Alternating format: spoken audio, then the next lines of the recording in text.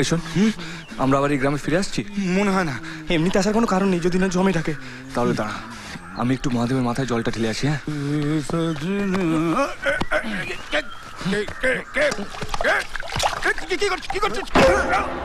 কি রে, তো মহাদেবের মাথায় জল ঢালবে বলেছিল, এ তো বেল ফাটাচ্ছি রে। পালা!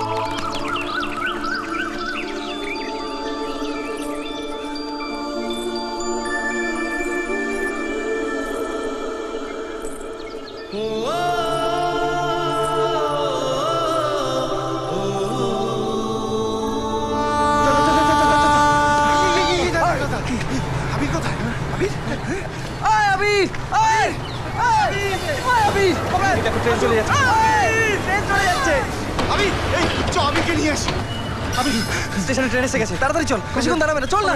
কমরেড, ট্রেন এসে গেছে, চলুন। চলো, দাঁড়িয়ে আছিস কেন? ট্রেনটা ছেড়ে দিল। দাঁড়িয়ে আছিস কেন? আমি চল না।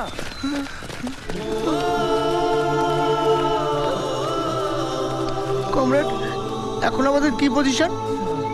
যাওয়ার কথা নিজের বাড়ি, যেতে হবে জমির বাড়ি।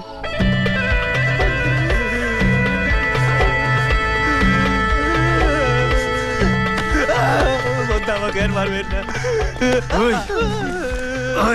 তুই যে বলেছিলি তুই কি জানিস না, তাহলে পালাচ্ছিলি কেন? ঘোড়ার ভয়। ও বললো সব কটা খেপে বুনো চার হয়ে আছে, পেলে গুতিয়ে মেরে ফেলবে।